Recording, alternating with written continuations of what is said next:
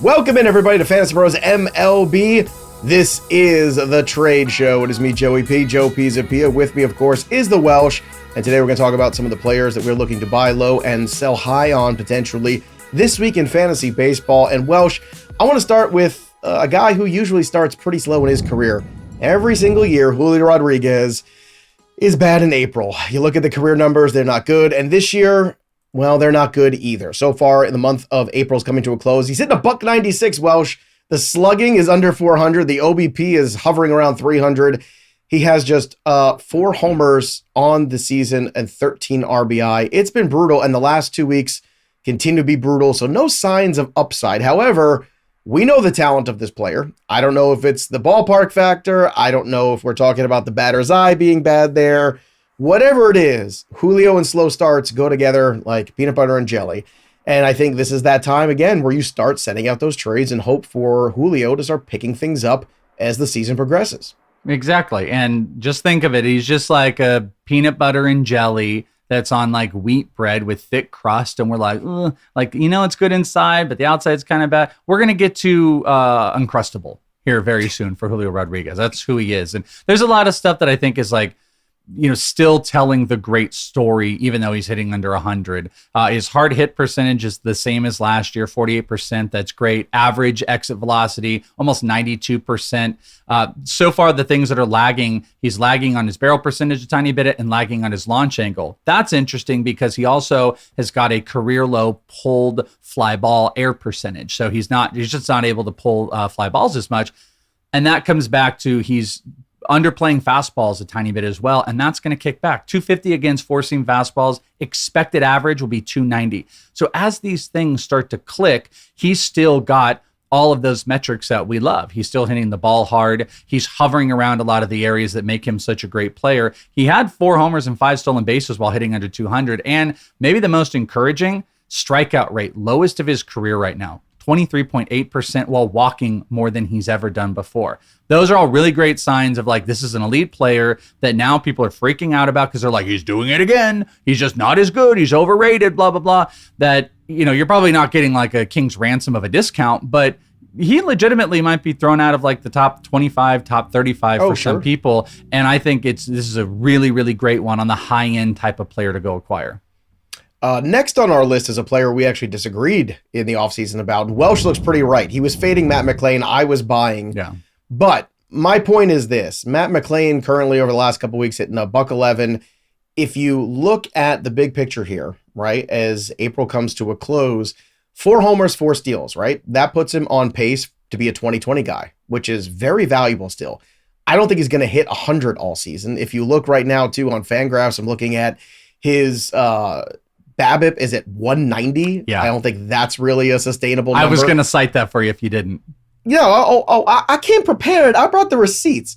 So, although Welsh is absolutely right, Matt McLain's April has not been good, and that was a player to fade in drafts at the ADP, I'm still looking at him as an investment I want to make. The power's there, the speed's there.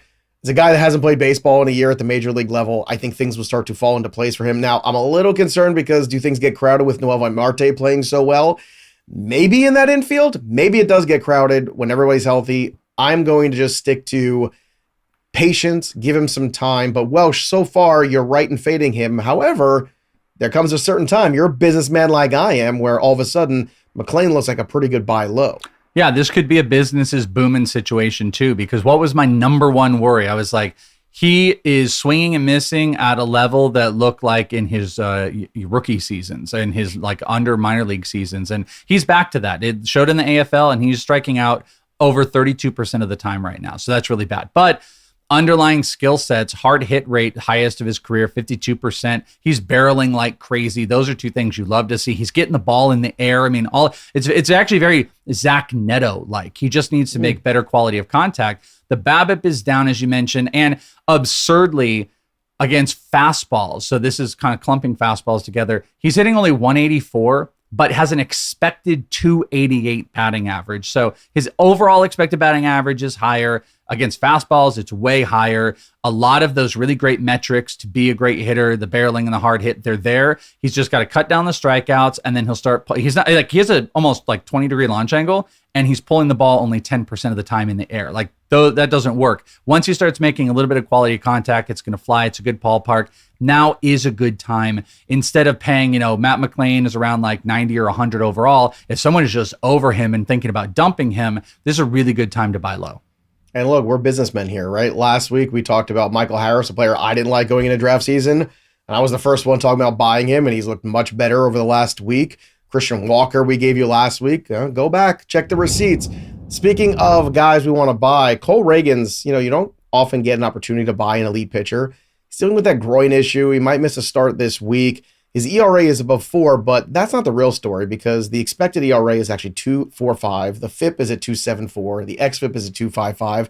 Despite the fact the ERA is at 4.40, I'm not concerned at all. It's just frustrating, I think, is where you're at with Cole Ragans right now, and I think he's going to go on an incredible run. Now, you're not going to get him too cheap, but it's not so much a buy low so much as a buy opportunity with Cole Ragans, where you might be able to put together the proper package. I don't know what that package looks like, Welsh, and I should consider my phrasing on these shows when I say those kind of words out loud. But at the same time, you don't get to always have that window to even look at an ace like Cole Ragans, and I think this might be an intriguing one. Someone might just be looking at the peripheral numbers but not digging deeper and realize that maybe Cole Ragans, that 4 ERA, is nowhere close to really what he's pitched like. Yeah, I mean, I think people will maybe look at the expected stuff out there, but at almost 36% K percentage, his walks are actually lower than it's ever been in his career. He did make a weird pitch mix change where, and I'd like to see him kind of bounce off of this. Third highest used pitch is his knuckle curve, which is new, but the slider is better this year, and he's throwing that less. Actually, it's not even that he's throwing it less. He's down-ticked his four-seam fastball percentage to throw more knuckle curve. So I'd like to see the slider maybe come up more. The slider, the changeup, and the four-seam all have higher whiff percentages than they did last season. So stuff is still there. Hopefully he comes off of the injury. Take a good buy low opportunity for Ragans. I agree. Another guy with the same ERA as Cole Ragans, Eduardo Rodriguez of the Arizona Diamondbacks, 4.40 as well for him. But the expected ERA is at 2.87. The FIP is at 2.79. The xFIP 2.84. So once again, another guy who you just kind of look at the ERA and you go, oh, he's not really doing that well. But the K per 9 is at 10.67. The walk rate is down to 2.2 walks per 9. I know he pitches against the Mets today as we're recording this, so there's an opportunity where he might... A little dicey. Well, look, but if he gets his bits lit up, that's okay. It's the Mets lineup. It's a lineup that just scored 19 runs yesterday. Yeah. So it's a pretty formidable lineup.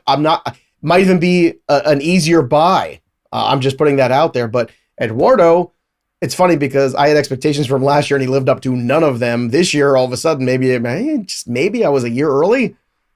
Maybe. He might be. It's just health. Like it looked like he was like tracking to be this really great pitcher, and health has kept him back. He's pretty fascinating. He's doing some uncharacteristic things, like his changeup is getting no whiffs, yet he has a 28% K percentage.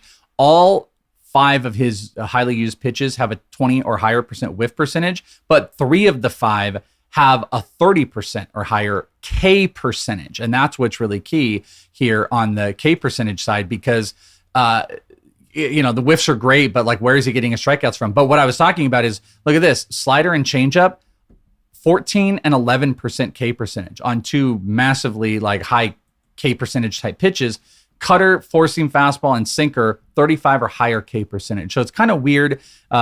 He's not giving up a bunch of barreled contact. If he stays healthy, I think you might not have to buy him. He might just be like on the wire for some people. But I would take a look at him. There's peripherals telling us a lot of good things. The strikeouts seem to be back with him. I'm a little cautious about Eduardo, but I'm down for him being like free 99. All right, before we get to some more players to sell high, there is a guy in the Mets rotation that has some eye-popping numbers. Now, we're always concerned about how long some of those guys might stick in that rotation. But Welsh, who's the guy that's really caught your eye statistically speaking? Yeah, so I was doing a little bit of research. I just want to throw this out because I got into the Stuff Plus numbers, and I hadn't noticed this. Tylor Megill has had a good season. A great season, if you wanted to. 1.74 ERA is phenomenal. Expected ERA, 2.89. Great, we love that. 30% K percentage. He's walking a little bit at 9. there's going to be some regression, but I didn't realize. I think if I saw it correctly, it was the #1 Fangraphs Stuff Plus fastball that was out there. And Really? He was top 5 in overall Stuff Plus of all pitchers. And you're talking Paul Skeens and Tarek Skubals in there. It's small sample sizes for this. And I think many would tell you it takes like maybe 6 weeks or whatever, but he's really eye-popping right now for his pitch modeling. And the stats are kind of backing it up that Tylor Megill might be a guy that you want to buy on high just a tiny bit. You might want to take a look at Tylor Megill and see if you can get him thrown into some trades because things are looking really good. And he's a reason why the Mets have been, one of the many reasons why the Mets have been so good in the rotation. First team to 20 wins. Unbelievable. Can't believe it. Yeah. All right. While you're trying to make trades, use the Trade Analyzer. Make smarter fantasy baseball trades with the Trade Analyzer. Instantly evaluate if a trade benefits your team or your opponent, and see how potential trades affect each team's stats and starting lineups. Make informed trade decisions today with the Trade Analyzer on the Fantasy Baseball My Playbook app, or just visit fantasypros.com/MLB My Playbook. Some guys we're trying to get rid of. I want to get rid of Sugano. Tomoyuki Sugano had a great start against the Yankees this week, but that does not make him great. He still has a K/9 of 4.64. Gross. That's no good. His ERA is at 3 right now. His expected ERA, 5.69. The FIP is at 5.13, 4.41 on the xFIP. If you can get rid of Sugano, Welsh, I think you got to right now. He gave you a gem of a start against the Yankees. That is his parting gift to you, I believe. More than 50% of his strikeouts came in that last game. He has a 12% K percentage.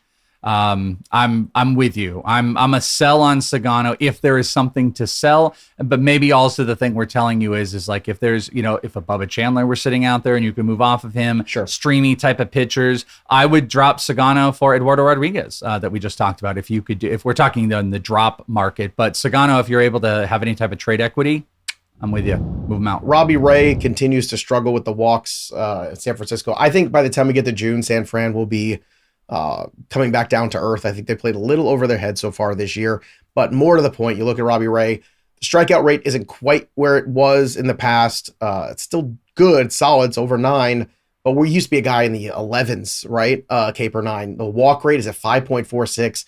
That's a problem. Plus the ERA is at 3.73. The expected ERA is at 4.41. The FIP is at 4.85. The xFIP 4.52.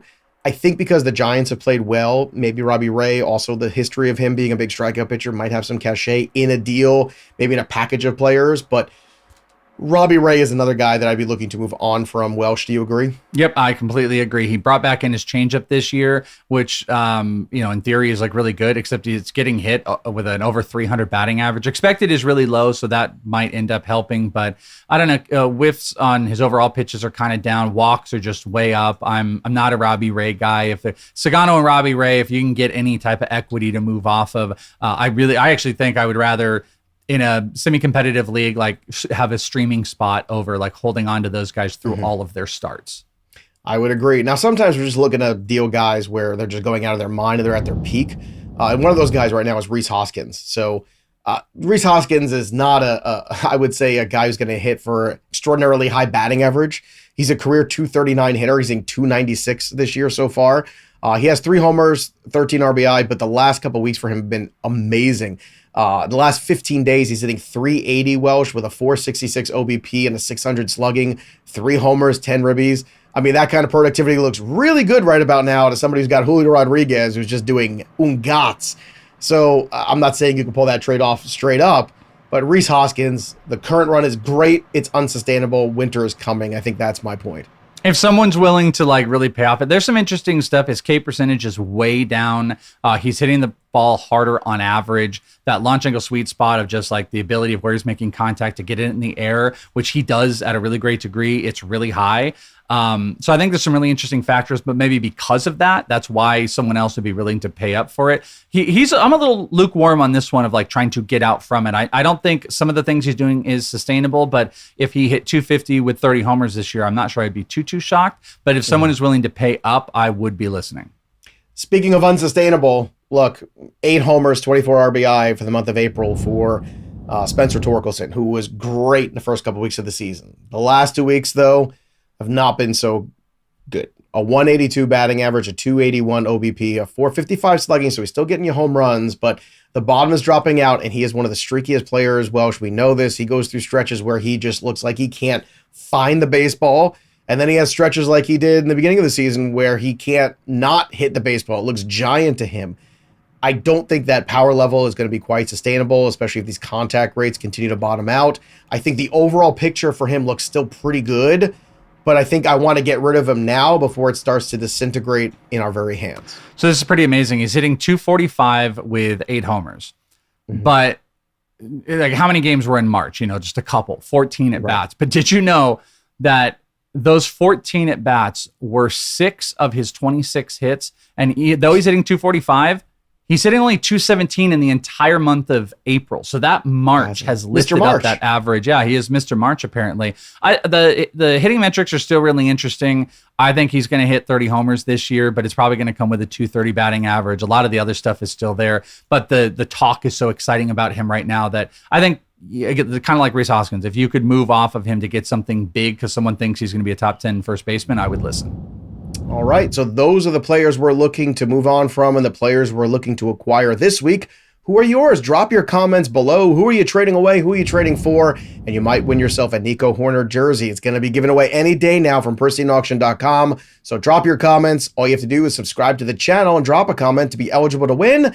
And don't forget to ring that bell, subscribe to the Fantasy Pros MLB channel so you never miss a piece of content, and we can let you know that you're the big winner of the Nico Hoerner jersey. That'll do it for us, but the story of the game goes on for the Welsh. I'm Joey P. We'll see you next time, kids.